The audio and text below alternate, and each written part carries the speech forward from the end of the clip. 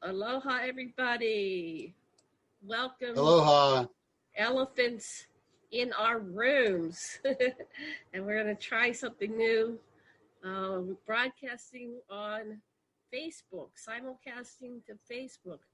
This is our first time trying that. So everybody out there, choose where you want to face it. We'll do it to the news feed. Okay. I've got, 5,000 followers. Let's see if we get anybody following us in this episode of Elephants in Our Rooms. So we have today, I'm Janet Kira Lessin, and beside me is Dr. Sasha Lessin, and Russell Scott Brinegar is calling in from, what part of the world are you in, Russ? I'm in Indiana.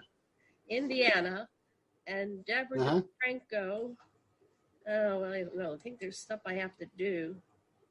Oh, goodness. Okay, well, let's just try this. There's some things I have to do to get it to go live. Live clipping. Okay. Okay, here we go. We're just going to connect to the live video. We're flying blind here. We don't know what we're doing. We're like all the celebrities that go, we don't know what we're doing. Everybody. One way to find out, just jump in, try it.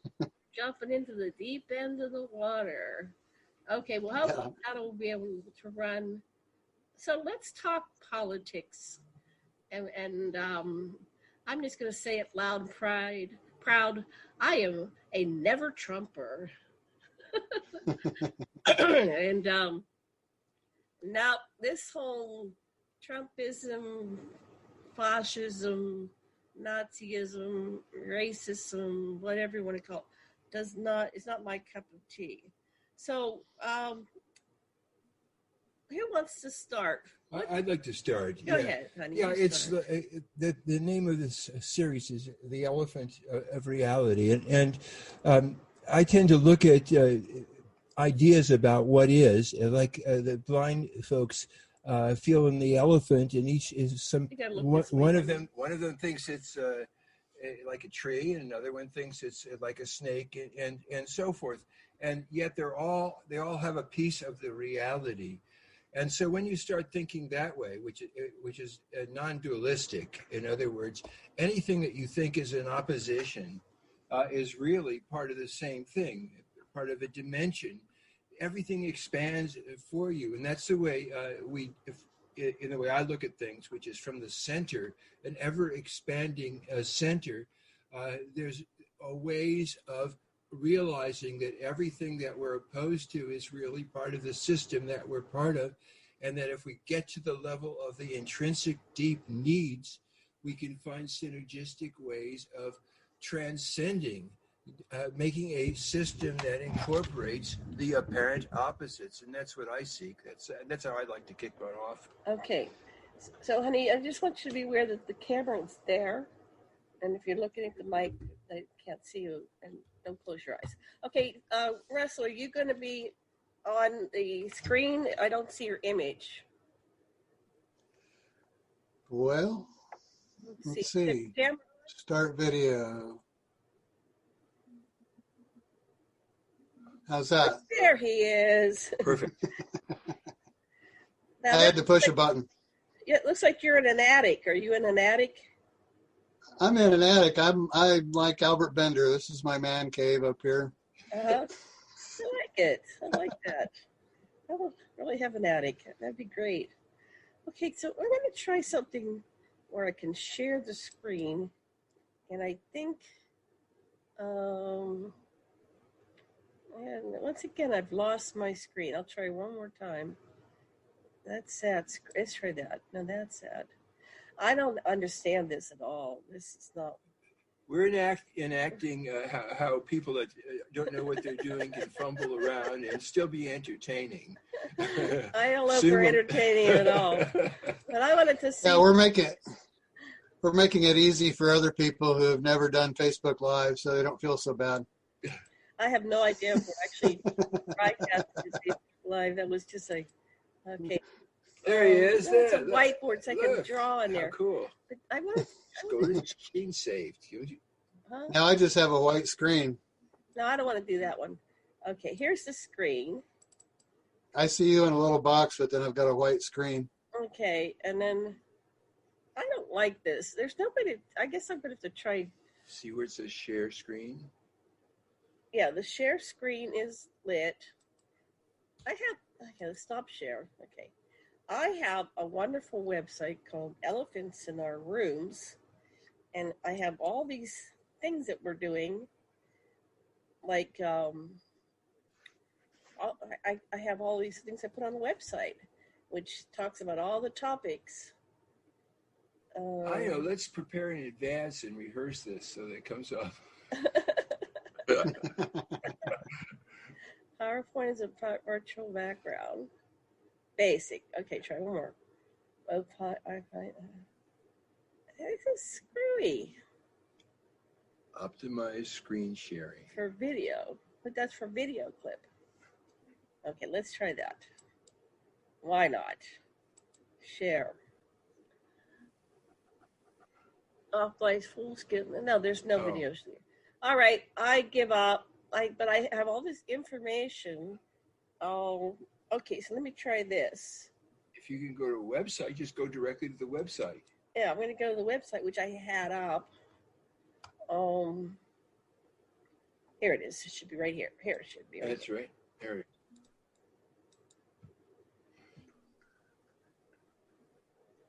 And it has wiped out my link for me to share my website. I had it queued, ready to go. Okay. It's still there. Here it is. Okay. Here's Elephants in Our Rooms. There it now, is. can you see that, Russell? I can see the elephants in the room. Yay! Yeah. Okay. So I make this every week. It's called Elephants in Our Rooms, and I collect all these pictures. Like here's Trump and everybody rushing to the White House. I'm not sure what it says. Something about everyone. Here's the pro-Trump anarchy, violence, terror, the snake. Trump won. Stop the steal. So here are I subscribe to the Daily Cause, KOS, and there's all these articles like the QAnon congresswoman is trying to get someone killed with her latest incitement. So this new congresswoman, you click on this, and it uploads to the article, and apparently she's running around the Congress with her Glock, right? And she tweeted, now tell me this isn't getting, here's a picture of her. There she is. She's got Trump won for her face mask. She's a newly elected, her name is, oh, come on, goodness, stop. I don't want to buy any shirts. Okay, her name is Marjorie Taylor Greene. And she's continuing to build the case for her removal from the White House. From the House of Representatives by tweeting things like this. I think this was during the thing, or this might have been during the riot. These Democrats are the enemies to the American people who are leading the impeachment witch hunt against President Trump. Yeah, she tweeted it last week again. And then she says they will be held accountable. This is called stochastic terrorism. So, and apparently I have another one where she was just going around the, what do you call those? When they, you go through the... Metal detectors. Metal detectors, that's the word. And then now Pelosi is going to fine everybody. $10,000. See, you read the news. What do you think of that, Russell? What do you think about people like removed from Congress? When I first started seeing the Q T-shirt show up at Trump rallies, I didn't know what Q was, so I looked into it. As it turns out, it's an anonymous internet poster. I found out some of them thought that it was the late JFK Jr., who was deceased in 1997, I believe, with two other people. Positive confirmation of death. And there's this other fellow named Vince that shows up at Trump rallies that they think is JFK Jr. in disguise. So I smelled nonsense and delusion from the beginning of it. You know? So, I mean, the idea of accepting the word, I mean, you and I both know who can be behind the keyboard. It could be anybody. It could be a 14-year-old working out of his grandmother's basement. And the fact that so many people have latched on to a completely anonymous poster just because it feeds them the worldview that they would like to buy into is, quite frankly, terrifying to me. And what makes that even more disturbing is the fact that this delusion of QAnon, who tried very hard to demonize Democrats as satanic, adrenochrome drinking child sex traffickers, or at least sympathetic to child sex trafficking. You run into them online, and if you criticize Trump at all, they'll accuse you of either being a sex trafficker or sympathetic to sex trafficking.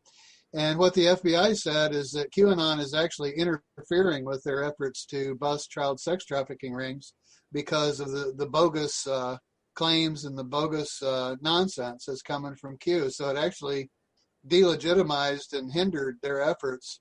So anybody that's into QAnon that accuses other people of not being into QAnon as sympathetic to child sex trafficking is just not looking at the data.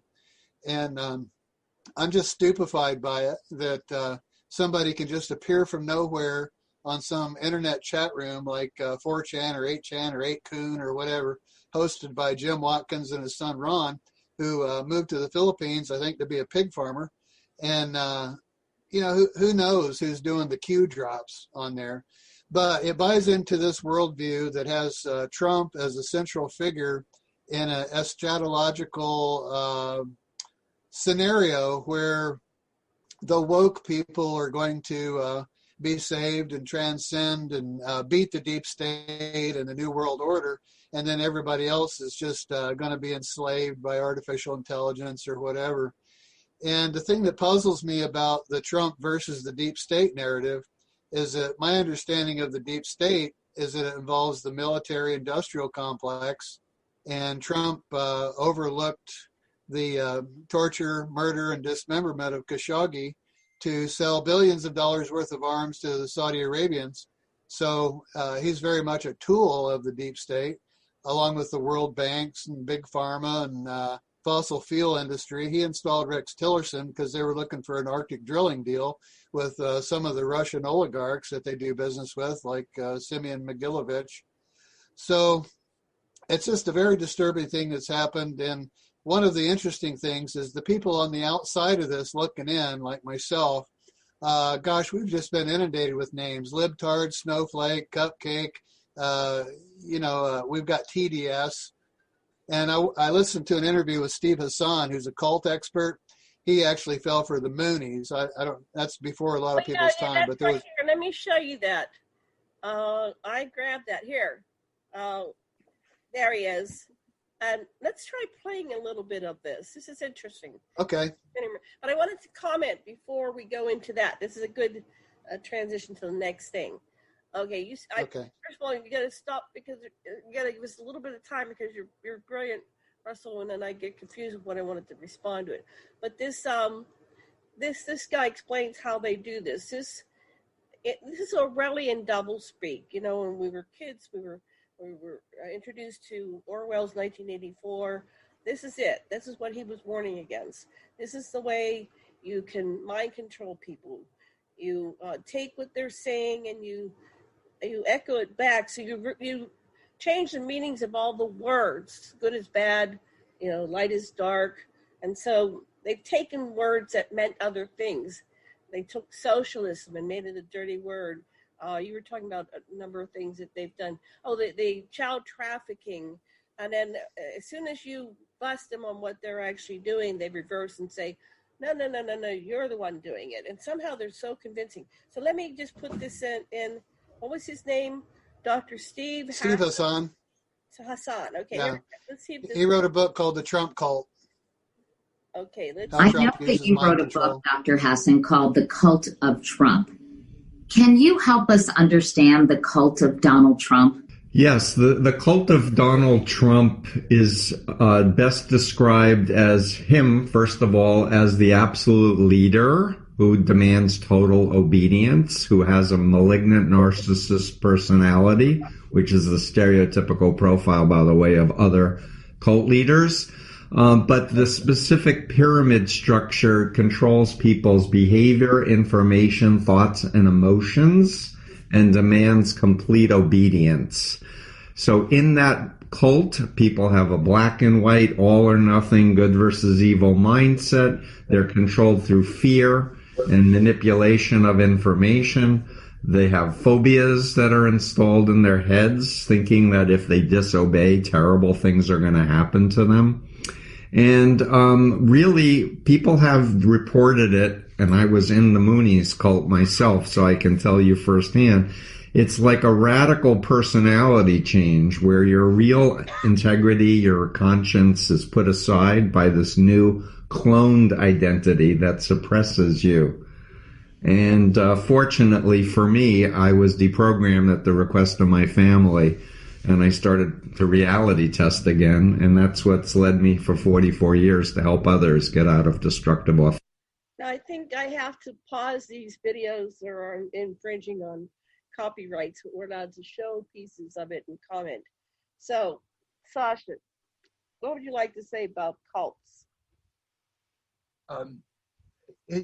What we have here is a bonding pattern which forces people into a subordinate role, and that's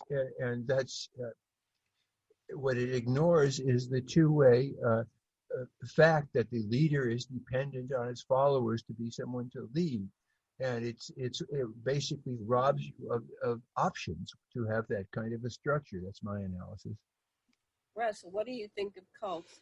Well, it's so detached from reality over a period of time, and they keep moving the goalposts. It's like the election. Biden won the election fair and square, and all the people that I know that are leaning towards the Trump cult were saying, "Oh, there's no way he won it. There's no way he'll get the electors." And as soon as what they believe is going to happen doesn't happen, instead of just accepting that they're getting information from bad sources, they move the goalpost down the road a little bit.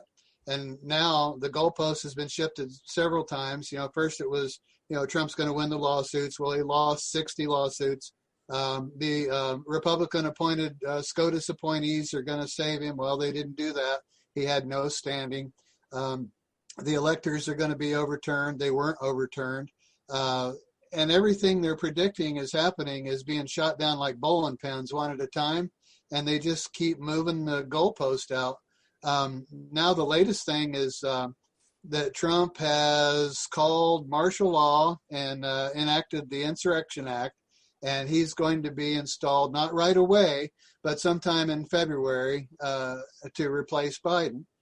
So I mean, they just keep sinking their time and their emotions and their mentality into this cult of personality. And I've seen a lot of different presidents, but this one's unique in the fact that. Stop at the Insurrection Act, and before you just bookmark where you are. What did you? So I should close your mouth because you're catching flies. You're on screen. Okay, so. So by the theory of cognitive dissonance, each time they make a commitment, it takes less and less stimulus to make them accelerate their commitment. And Festinger showed in When Prophecy Fails, the reason it fails is because they didn't do it enough, and so some drop out, but some recommit with twice as much vigor. And that's what you have here. With each of these crises, these people commit more and more deeply. Right. Okay. And right. So I want to go back to this. What they're declaring that he's declaring martial law, no, and he's going to take over the country. Go back to what you said, Russell. Yeah. What are they doing? Yeah. Well, the first thing was that they didn't think there's any way that 44 and a half would win the presidency. That's what they called him, 44 and a half, Joe Biden. Okay. And he won by 8 million votes, so they just can't accept that. So it's really easy for them to think that the election was rigged. And no matter how it plays out in reality, no matter how many court cases are lost, the Supreme Court shoots it down. The Republican Trump-appointed, Trump-supporting election officials are saying there's no election fraud. His own appointed Attorney General, Bill Barr, said no significant election fraud that would overturn the election. You always have little glitches and anomalies on any election, but it's not significant enough to flip it. Then the Dominion machine designed by Hugo Chavez, that was going to flip all the software. Well, it's not possible to do that. In fact, Dominion CEOs are taking Sidney Powell to court to sue her for slander because all the flim-flam about Dominion being bad software has hurt their company. Russell, so they're in the middle of a lawsuit with that. You went back too far. Huh? What are they doing in February? How are they going to put Trump in February? What was that act that they... The latest thinking is that Trump has enacted some type of insurrection act or martial law secretly. Act. Okay. I don't even know much about the details of it. But they're firmly convinced that in the middle of February, Trump's going to nullify the inauguration of Joe Biden and Kamala Harris and do a second term.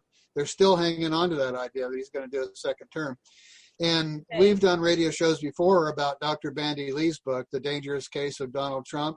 And those 37 psychologists are completely vindicated in their assessment that he's a pathological liar and a malignant narcissist and has extreme present hedonism, according to the Zimbardo testing. And everything they said in that book has come to pass. And everybody that foresaw violence, including myself, is vindicated because of the mob that we saw on Wednesday, January 6th. And they won't even accept that was them that did that. They're blaming it on Antifa. And Antifa is just a loosely structured group, that's not highly organized. And the FBI's come out and said that all the scuttlebutt and chit-chatter on the internet was all from the Trump world. And now that Parler has been scrubbed, where all these Trump supporters were planning further insurrection and violence, they flip-flopped to the Telegraph, which is the same platform that Al-Qaeda uses. So Trump has really radicalized a certain faction, not everybody. I know a lot of Trump supporters. I know 4 people that were there in Washington the day that this mob happened, and they're as horrified as anybody else. They didn't go there expecting that. It just got out of hand.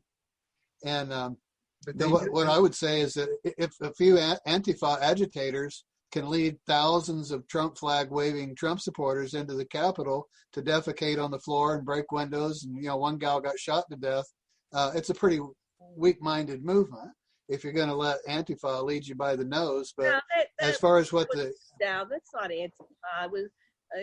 It's not. The FBI's confirmed that. Trumpets. One guy's ex-wife turned him in, and they're finding out who these people are, and they're all the diehard radicalized Trump supporters that pulled this stunt. And the fact that somebody came in with handcuffs, zip ties, and they built a gallows for Mike Pence with chants, hang Mike Pence, it's a terrifying thing. And I never thought I'd live to see the day that 20,000 National Guard has to be installed at the nation's capital to protect us from potential threats from domestic terrorists from within the country. And that's where we're at. There's reports that there were insiders that gave special tours to the leaders of the guerrillas that came in of who is where. Right. There was a tour. I have that video too. But let me go. The Insurrection Act gives the president authority to call on the military and National Guard to suppress an insurrection. But Trump is doing the insurrection thing. He can't evoke the insurrection. Yeah, it doesn't make any sense. Will speak again. He's the one doing the Dr. Strangelove. He's biting his hand that's trying to strangle himself. So that doesn't apply. That's hilarious. I mean, I'm talking to people online that believe very firmly that Donald Trump is a time traveler that came here to lead us into 5D ascension. There's a UFO cult out in California. I don't want to mention the name, but when December 21st came around, I was inundated with private messages from this one gal in particular that was trying to get me on board with the cult. And she said when December 21st comes and the Saturn-Jupiter alignment, the light codes were going to be turned on. And I said, is this sort of like the rapture where all the Trump supporters are going to disappear? She goes, no, we're staying here. You guys are leaving. I said, what do you mean we're leaving? And she goes, we are going to transform into fifth density Earth.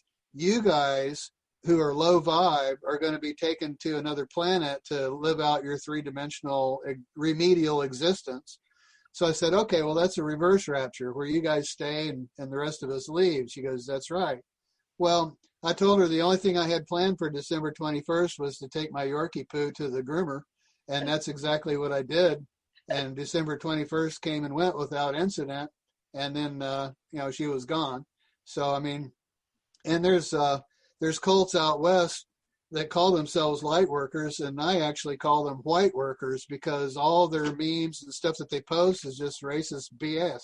It's baloney, Michelle Obama's a man. Obama wasn't from here. I mean, it's all white grievance disguised as New Age religion. Go back to that stuff. That is called, that is propaganda to alienate you and invalidate Obama as our president. It started with the birtherism movement. Many years before that, the birther movement, and that sparked racism. We've always had racism, but to another level. All these things led into, the riot on the Capitol. All these things have built up over time. It's stochastic terrorism, active measures. We've done shows on that before, but it creates cults. So let me go another segment of Stephen Hassan. Authoritarian cults. I can see how some hardcore Trump supporters could be described as cult members, but I can also see a lot of people watching this saying, we actually just like his policies. We feel we don't want our taxes raised. We agree with him vis-a-vis China. We want to be strong internationally, or whatever explanation they may have that supports their point of view. 74 million people. Are you saying they're all members of a cult? So I am acknowledging 74 million people voted for Donald Trump in the last election, but I would doubt that most of them believe that Donald Trump is an agent of God or has all of the answers. I think many of them who voted for him were already Republican, for example, or they bought into the disinformation campaign against the Democratic Party. But for me, the real sign of a cult member is the inability to see the possibility that the leader could be bad or wrong. Do you think Donald Trump set out to be a cult leader, or did it simply transpire on its own because of his style and ideology? I think Donald Trump got to the place of running the cult of Trump through his upbringing, through his father, Fred, who was an authoritarian and reportedly said to him and his brother, "You are a killer, you are a king, you are a killer, you are a king," over and over again, but also exposed his children to a cultish Christian-esque type group that was very magical thinking, believe and you will succeed, doubts is evil. So he learned thought stopping, which is a mind control technique, as an early child. Of course, then he was sent to a military academy as well. That also kind of groomed him. But the bottom line was that he was a clone of his father, Fred, and he did all of his business practices as a narcissist that wanted total obedience and control. And it was only later that he was recruited by authoritarian cult people as a good figurehead for them to have political influence and power. Okay, I'm going to stop that right there. That's a lot to unpack. Do you have any thoughts on what was just presented? You want to come over here, Sasha, and look at the screen. Come closer. We can't see you. Yeah, we've got to go deeper into these people to see what they really need. A sense they really need is a sense of safety and security. And that's exactly what everybody needs, is a sense of safety and security And that's where we can all meet. I think that we have to stop totally dissing and see where our meeting ground is. And I'm not condoning the people that committed crimes and invaded the Capitol. They should, get their jail sentences or whatever. But I'm saying we've got to have a healing. I think it's really important. Well, I think we can't rush to that level without addressing the problem, because if we just keep saying, that's okay. No, it's not okay. It's not okay. This is not okay. And what he was talking about is Mary Trump wrote a book about her family. And this is the programming that Donald got at the hands of his father. And it really taught him some basic structures which made him ripe for, he was recruited. We watched the active measures video, and it talked about how he was recruited as an agent for Putin to come in and eventually take down the United States government. So we were we're very close to losing it all. Democracies are fragile.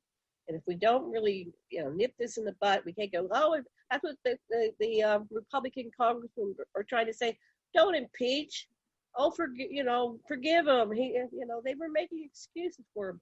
But these endless excuses, like just let him have a little bit of fun until he gets removed from the throne, right? That's what led to this Capitol riot.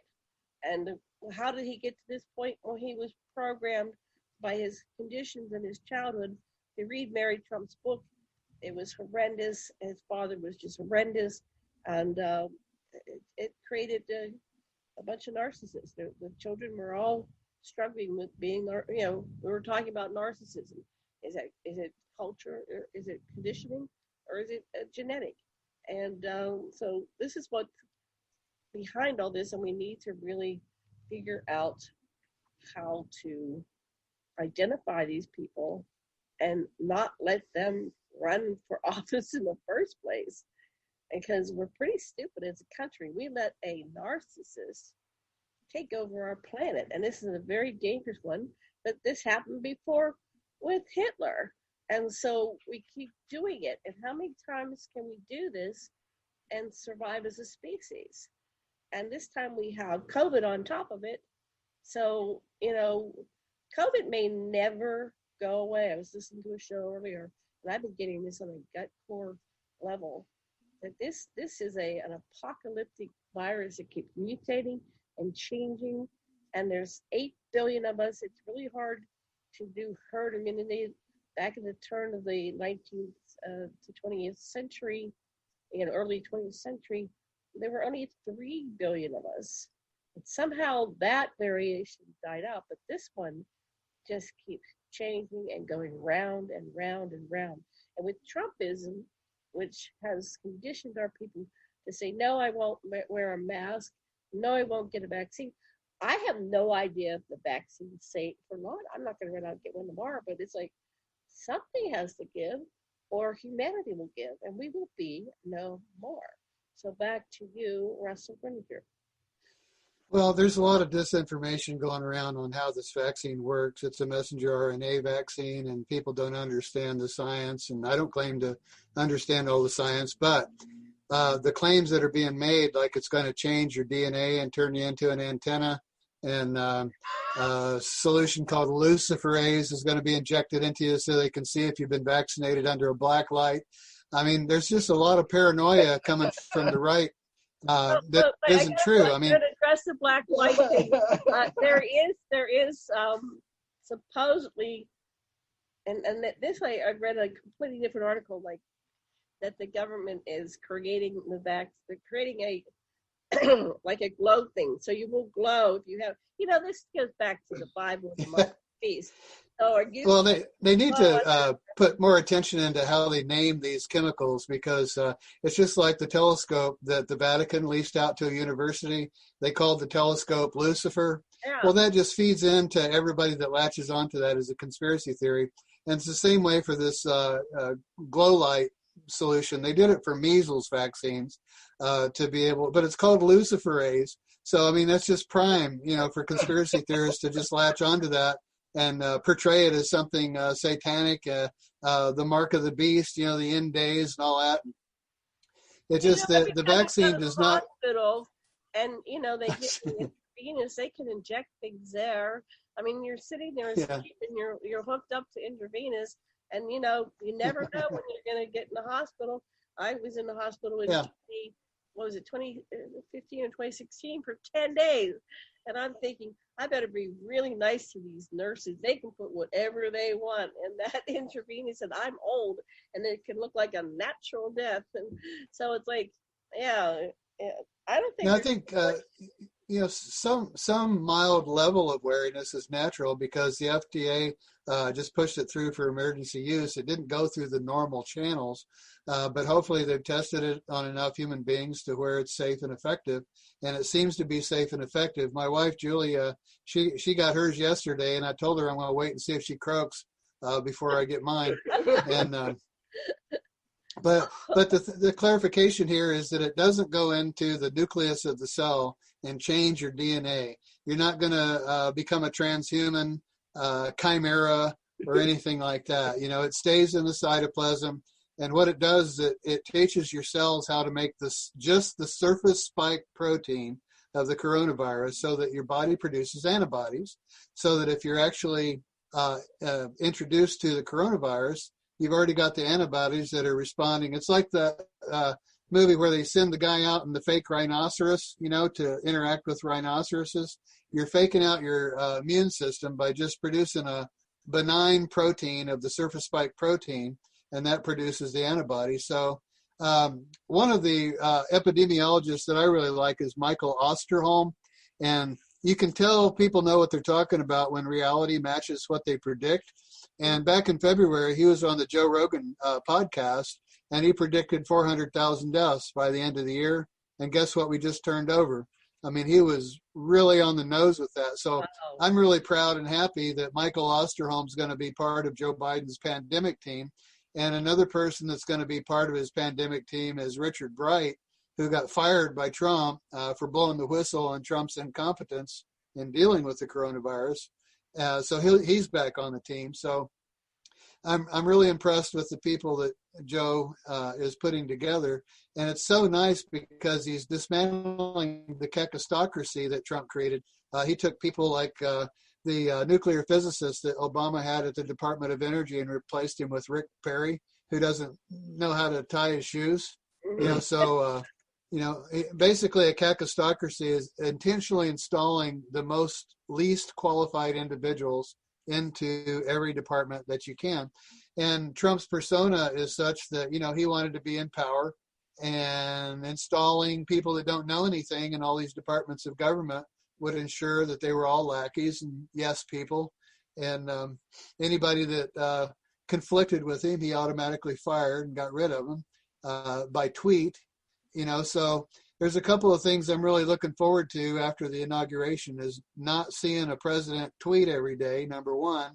And I keep telling my conservative friends, they don't understand why Trump didn't win because his rally size was big. And I told them that Till Lindemann, the lead singer of Rammstein, drew a crowd of 1 million. It was like in the Guinness Book of Records, the most attendees. But I don't think Till Lindemann, who was a basket weaver before he became the lead singer for Rammstein, is qualified to be president. I mean, so by that logic of the rally size, Till Lindemann ought to run for president and win. And it doesn't work that way. I don't have any plans on going out and buying a blue Biden hat or showing up at Biden rallies. It's a different mindset. I'm not prone towards authoritarian cult leaders.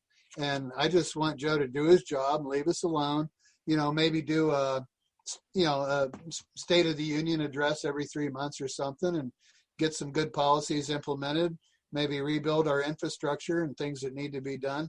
But the president as a person should not be this central figure that people have attached themselves to. And it's like anybody that criticizes the person they're attached to is just unpatriotic and should move to China. Wait, that's great. Let's stop right there and take that in. Go ahead, Sasha. Well, it's the bonding pattern. It's got to be two ways. The president needs the people's support. He's dependent on the people. The people need the president. if we start looking at the reality of a relationship, the president is supposed to represent all of us, and that's really important. The government needs us too. And we have no government unless there's somebody to govern. Exactly. Right. So it's a two-way street. But we're going to play a little bit more of this. What kind of people are receptive to being in a cult or following a cult-like leader? So people are typically very susceptible to the appeals of a destructive cult because of deception.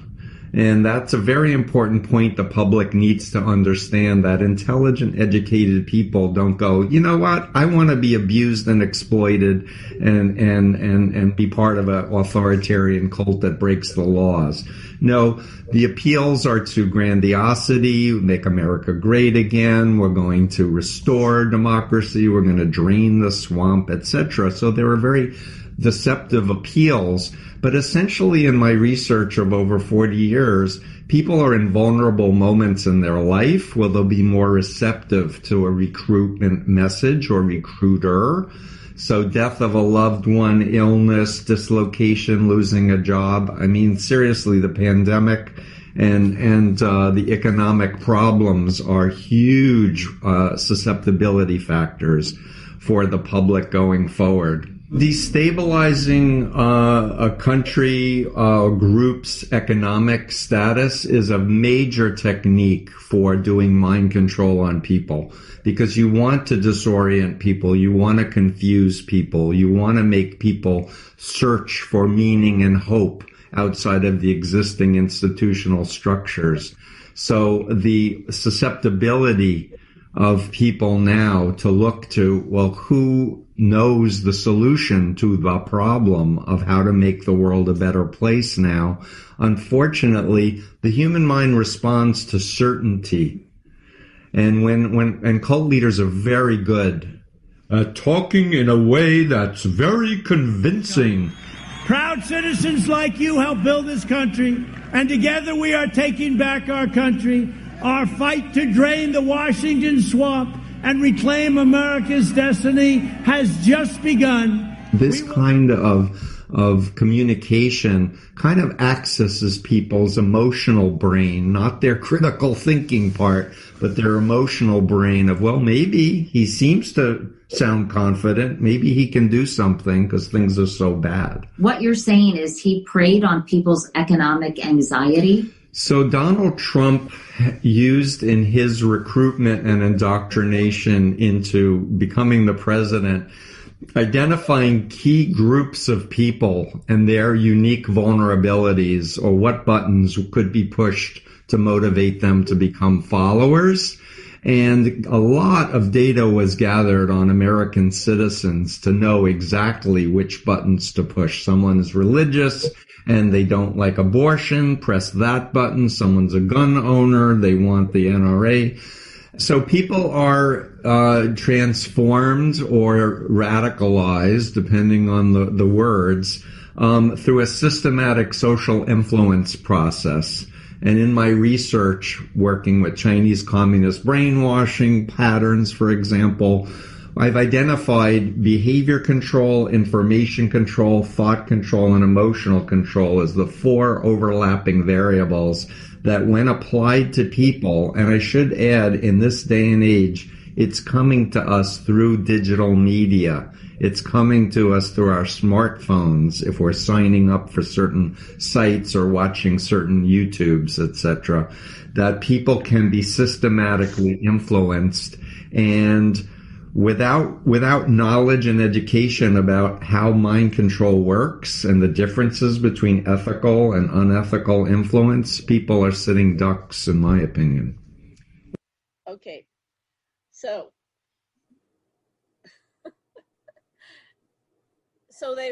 I think that the what do you call it? The COVID virus was intentionally pushed throughout the world as the major destabilizer. And that sounds like conspiracy, but if you look at it logically, it's like And it was, and Trump admitted that they thought they could reach herd immunity. But to reach herd immunity with 8 going on 9 billion people, millions and millions and millions would die. So that's not going to happen without a huge devastation to the entire planet. So not only did he, gain control of our population and 74 million people to vote for him, he's killed millions of people around the planet. We have 400,000 dead. Did we go across that line today? I didn't see that. That'll be in the news. It's close if it did, and I'm not sure exactly. I don't think it's crossed it yet. But there's no doubt, however COVID came about, whether it was intentionally produced or accidentally unleashed on the world through wet markets in China or a lab or whatever, there's no doubt that moneyed people seized upon it as an opportunity to stuff more money in their pocket. Mm-hmm. During the whole shutdown, 100,000 small businesses have been lost and 40 million people unemployed. But Jeff Bezos may become the first trillionaire. I mean, there's winners and losers in this COVID thing. And the online sellers where you can, the companies that have stay-at-home workers, stay-at-home schools, stay-at-home everything, basically, it's changing the world in that direction where people work more online, they buy more online. I mean, I know people on lockdown that order all their food from Amazon and it shows up at the door and they scrub it with alcohol and they let it sit for 48 hours. They're not wanting to go out and mingle, in crowds of people where they could get COVID. And then that brings up the whole other issue of my friends are lions who don't wear a mask and your friends are sheep, for wearing a mask. And that mentality of masculinizing and heroizing not wearing a mask contributed to the deaths. Because the flu, for example, has gone down. The flu cases are gone down 98%, and the health officials are saying it was because of the masking that's unusual and the social distancing that it actually helped people not die from the flu as well. Right. Well, of course. These are all airborne. And it's easy for people when the society is changing in major ways. You've got machinery and artificial intelligence taking over more and more of the labor force. People worry about how they're going to make a living.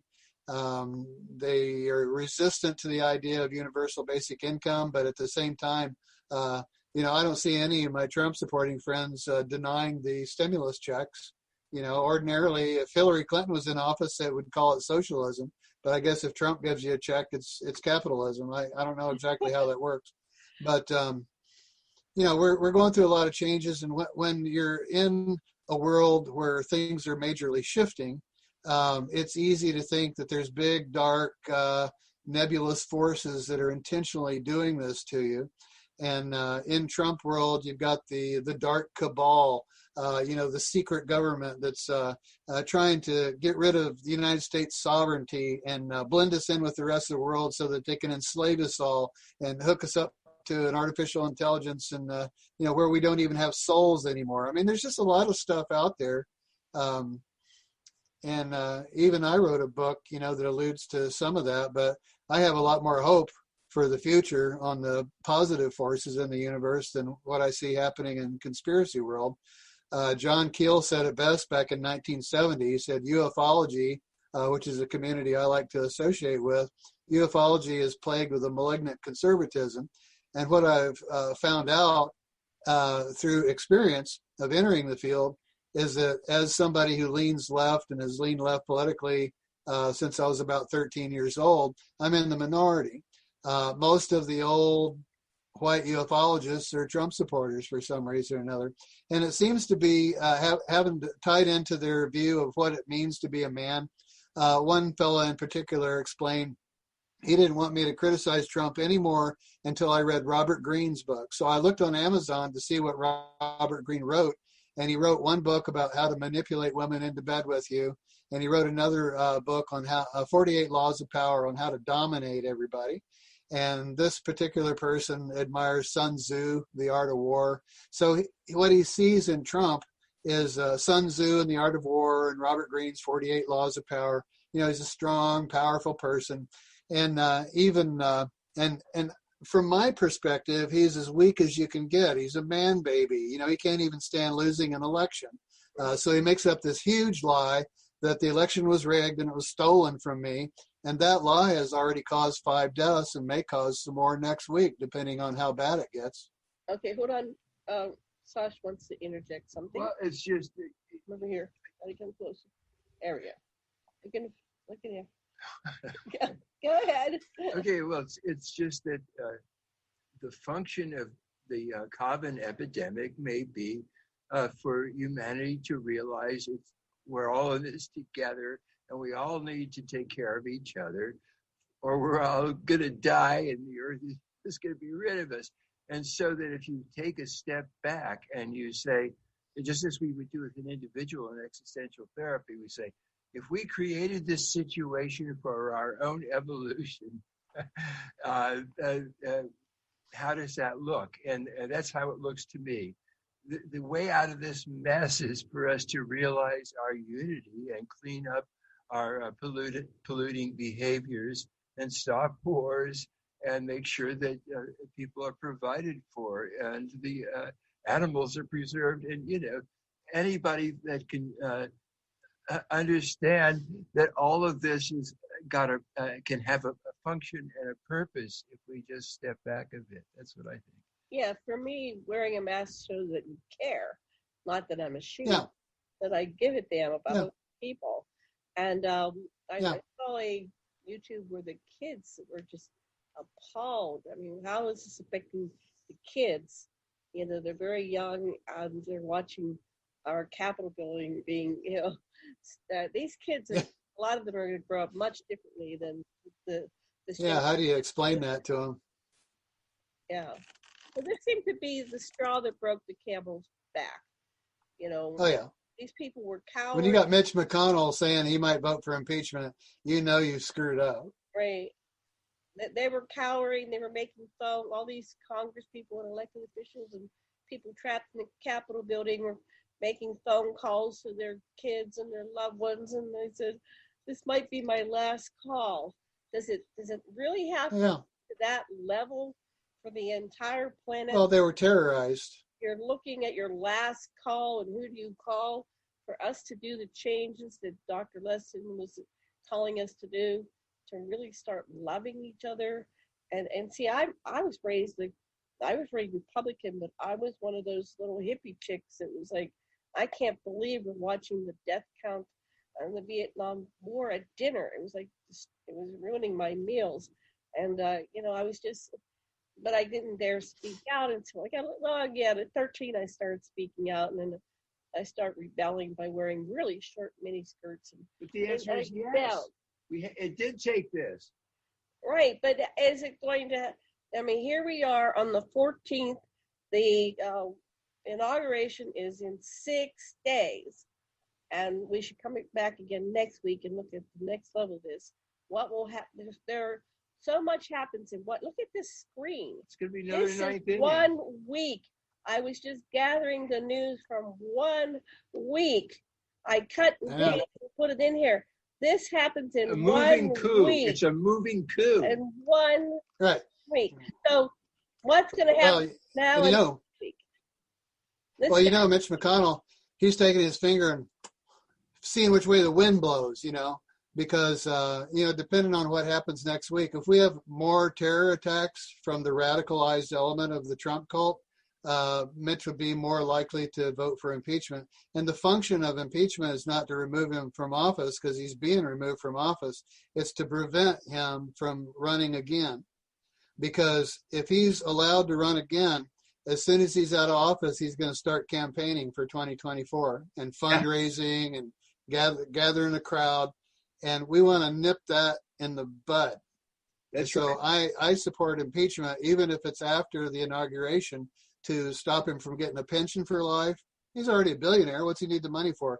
The protection, the flight perks. Right now by his major financiers. So, and Deutsche Bank is, you know, they're pulling their support. I just want to acknowledge the mafia takes care of it. But they still have the Putin money laundering system. So let's look at this man here. He is a hero. He is. He is a hero. Good man. He saved the Senate. He's a hero. He was running up That those was brave. stairs, and he looked down. He saw that stick behind his there. people were not. He grabbed that stick when he started running up those stairs. Okay, so he saw that they were coming after me. He didn't want them to notice. He looked down the hall and he goes, "Oh, they don't have the Congress people or the Senate out to safety." So he kept running up to the third level, and they followed him. He was smart, quick on his feet. Oh, here, I like this. If the United States saw what the United States is doing in the United States would invade the United States to liberate the United States from the tyranny of the United States. I love that. Exactly. Okay. You know, and the poor woman that wound up discharging her weapon and shooting Ashley Babbitt in the neck, and unfortunately she passed away. It's unbelievable what I've heard from Trump supporters, people I would say in the Trump cult, that she's a plant, she's military intel, she's Antifa, you know, anything but accepting reality for what it is. Her and her Trump supporting QAnon buddies busted a window, busted a door, busted through into a chamber, and the poor police officer on the other side didn't feel like they had any choice but to discharge their weapon. Now they've killed somebody and they're traumatized and they're on administrative leave because of that. I mean, it's a really bad situation all the way around. Horrendous. And I just hope that's the end of it. I hope we've had enough of a scare and enough terrorizing to where everybody gets second thoughts.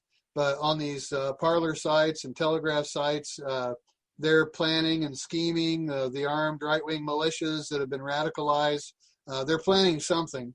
My guess is that they'll shy away from the Capitol because there's 20,000 National Guard there. They might do something as a gesture, but it's the other capitals in the other states that I'm a little concerned about because they don't have the police presence or the National Guard presence that Washington does. So I'd say we're likely to see something. Michigan and Wisconsin. Are they really going to be that powerful in Oregon. all 50 states? I can't really see They them. did it in Oregon. I can't really see them doing that in Honolulu.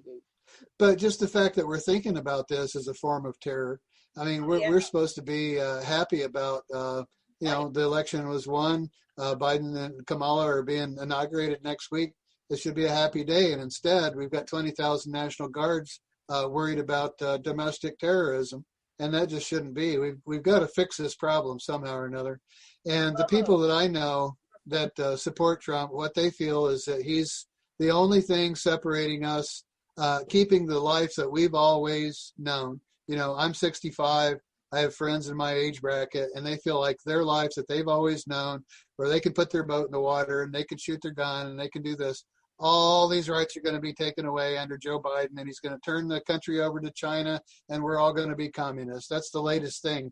QAnon didn't work in demonizing Democrats as child sex traffickers, so now the rhetoric is shift to where half the country are all commies willing to turn the country over to China, and Joe Biden sold out to China, and he's going to sell us down the river and turn us into a communist country, and that's it.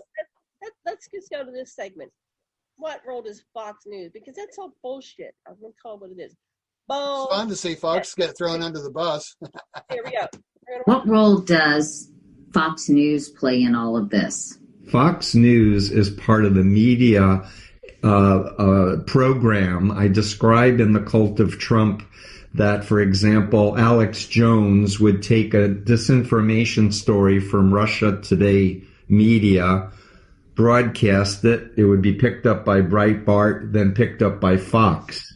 And so there was this radicalization of the conservative media to off the charts deception and manipulation and disinformation. I'm sure there are conservative right-wing people who feel the media on the other side is guilty of brainwashing individuals. What would you say to that? So I get told all the time that I am brainwashed by the left-wing media, etc. And what I say is that the actual behaviors are what one needs to look at, and the specific journalistic practices need to be tested to see whether or not something has fact-based and evidence-based or pure lies and propaganda. how did this cult behavior play out in what happened at the U.S. Capitol? So what we saw in the riots and the invasion of the Capitol has actually been foretold for months. I've been talking about it. When I wrote the Cult of Trump book in 2019, I said, if he doesn't get reelected, there's going to be violence. Let's not forget Jim Jones and what happened when he was exposed. He ordered not only the killing of Congressman Leo Ryan, but his followers as well. I said it does not go well with malignant narcissist cult leaders being threatened by the law and for abuse of power. Many of the people were arrested. They lost their jobs. Do you think this will be an aha moment for some of the president's followers? Well, I do think because of the failed coup attempt and Michael Pence and Mitch McConnell and others saying, no, the election is certified, I think there are more and more people getting disillusioned because they've been so indoctrinated to believe that Trump is the proper winner of the election, when of course he hasn't been. And I think at the point that Joe Biden and Kamala Harris are inaugurated, I think we're going to see a larger group of people falling away from this totalist mindset of believing in Donald Trump. Is there hope for this country, or will someone in the future simply step into Donald Trump's shoes? So I am an optimist. I do believe there's hope for the country, but I think we need to open our eyes and roll up our sleeves, and we need to do a lot of learning about how the mind works, how influence work, educate young people about their civic duties. I think we need to install many more checks and balances into our democracy, and I'm a big free speech advocate. But the law says you're not free to yell fire in a crowded theater if there's no fire. And what Donald Trump has been doing for all these years is yelling a lot of fires where there was none, or making lies up like he won the election by a landslide when there's no evidence to support that big lie. All righty. Comments? Well, what they're going to is a great big keg of orange Kool-Aid that's hidden somewhere that they're drinking from, that still thinks Trump won the election by a landslide, because that's just so counter to reality. I mean, with 60 lawsuits lost and everybody saying it was the most secure election in history, you got to give that idea up at some point, and they're just refusing to do that. Anybody can stick a microphone in their face and these days and say whatever they want. And if it feeds into a person's worldview, they accept that information, confirmation bias. And they're hanging on to the last end that Trump's going to do a second term. So I'm really curious what happens next week, how much, if any, violence will occur from that end of the political spectrum, and whether they'll finally come to a point of acceptance that Donald Trump has lost the election fair and square. So you're saying they're still clinging on to that even now? Oh, yeah. Okay. And let's look at that. What percentage do you think of the 74 million? I wonder if there's any way. About half. You think that over about 50%? You know what? I don't think it's about the content. I think it's about the structure. It's my team against your team, and we ain't gonna listen to what your chant. We got our own chant. That's what the behavior. Oh yeah. So let's look at that. Yeah, it's like a football game. I know Trump supporters that are happy that I feel anxiety because in their mind I'm a libtard, and they're glad that I feel anxiety about next week because it's their last hold the power over me as their team winning. Is if they can make me uncomfortable, or the best case scenario, they would make me cry. They're happy. So what made people like that? What happened that they're so delighted at? I mean, I had PTSD from all this. We represent their disowned parts, the vulnerable parts, the part that loves everybody, the part that cares about people. So Well, there's even a congressman, I forget his name, but he sells T-shirts on his website that say "Cry more, comma lib." Cry more, lib. You know, I mean, it's Schadenfreude. It's getting pleasure out of other people's pain, and when those other people that are experiencing pain represent an ideology that you feel threatened by, it brings you pleasure. Wow. And it happens on the other side too. I watch the Young Turks, you know, the guy that does the Young Turks, and he's got a little coffee cup, you know, where he cries conservative tears. I mean, the liberals are doing the same thing, you know, back at the conservatives, you know, no matter how you cry and moan, Joe Biden's going to be your president. I mean, the same memes are just the words and the faces are being flipped. So now the liberals are, you know, they're gaining traction on squashing, you know, an opposing ideology. And the opposing ideology involves, say, abortion. You know, the pro-life thing is huge in conservative circles. They think life begins at conception. You're never going to be able to talk them out of it. And the idea that they might be forcing their own philosophy or religious views on a strange pregnant woman that they don't even know who should be allowed to make their own decision escapes them. All they see is that a fertilized egg is life, and it's murder if you kill it. And you can't talk them out of it.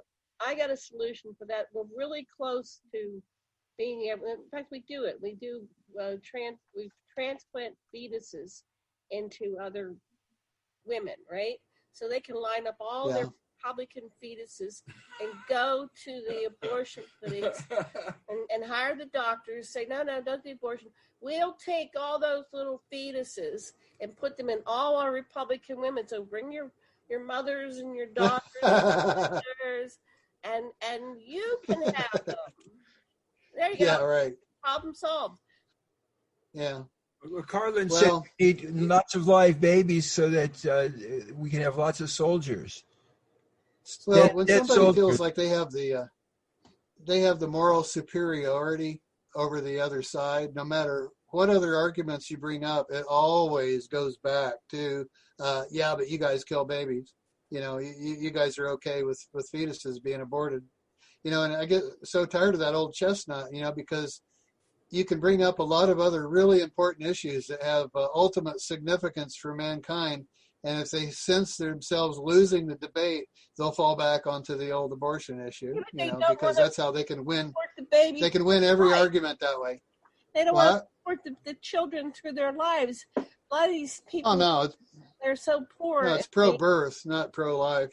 Yeah, not if they were pro-life, they would be against the death penalty and against wars and want to dismantle the military and give support to single mothers and all that kind of stuff. So. Yeah, so they're not pro-life. They're out destroying our environment. They're killing people. We killed a woman for the first time in 75 years. I mean, it's just insane what's been going on under this. Yeah. It's like everything that was sacred to humanity has been, you know, destroyed, put aside. You're talking about Lisa Montgomery, right? Yeah, 75 years was the last they killed a woman. Did they kill her? Oh, yeah, she's dead. She's dead. Yeah. That's a really sad story. I mean, the woman was obviously mentally ill. And the reason I oppose the death penalty is because, let's say my brother murdered somebody, I would still want to visit him in prison.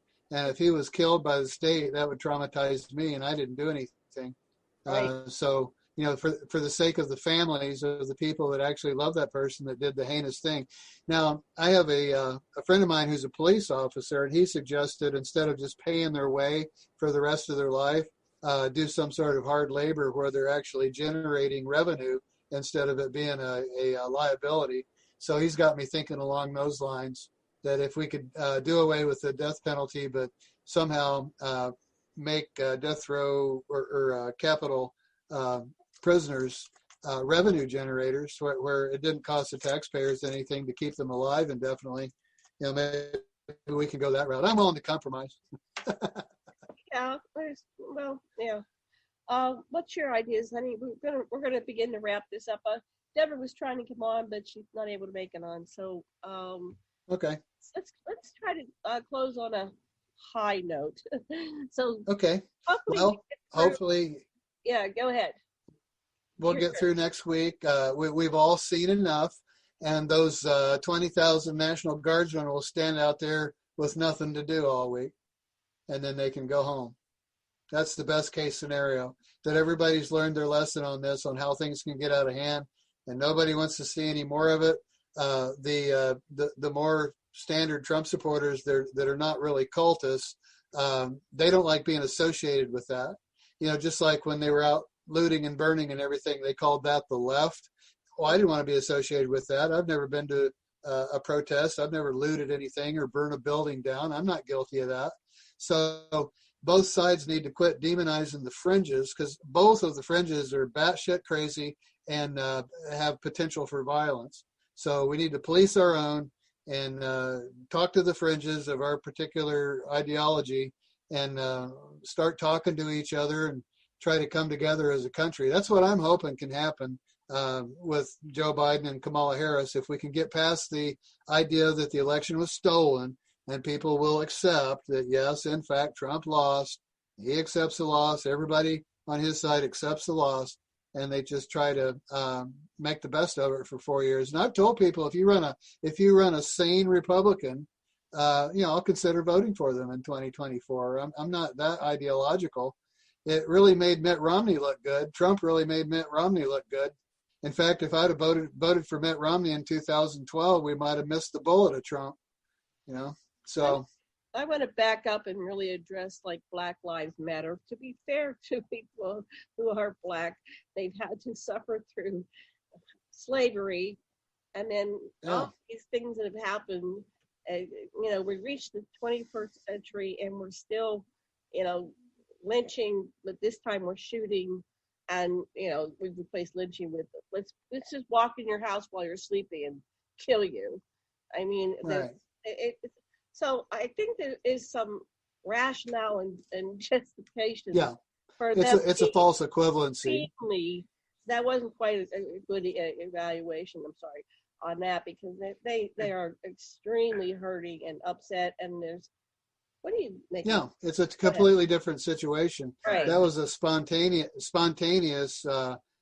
thing that happened in response to white cops killing Black men and women, and that shouldn't have happened either, but it did. But it's not the equivalent of planning ahead with professional equipment to commit an insurrection against the Capitol of the United States. It's a completely different thing. Different thing, right? And so, what were all together? Sasha, before we wrap this up, what were you going to say? Basically, the country is trying to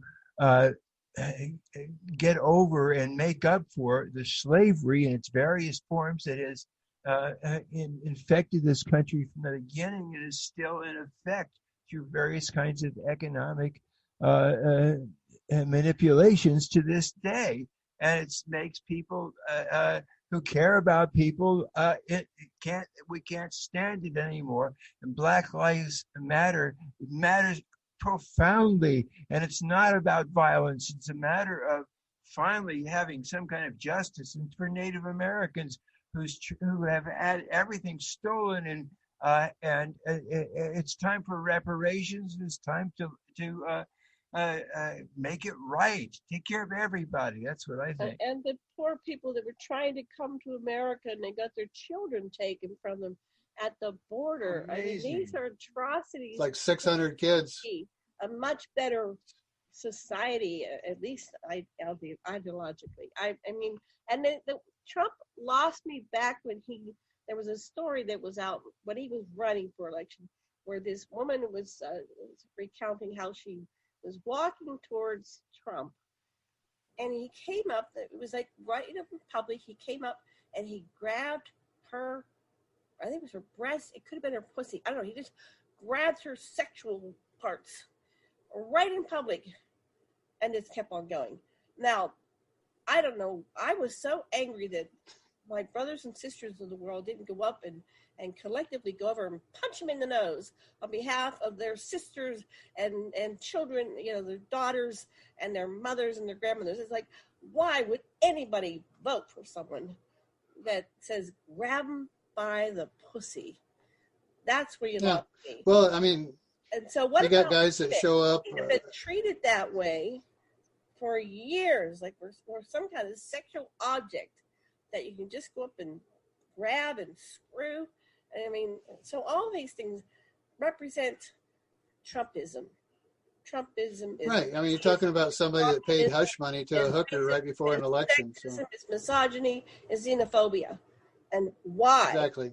is anybody voting for those things at this? And It's an amazing thing that so many people voted for him this second time around. 70-some million people thought Trump was fine and dandy, and that's pretty scary to me. it's very sad. It's pathetic. He resonates with their inner bigots. So why is it They're inner bigot. so bigoted? So let's just end with this. We see the browning of America.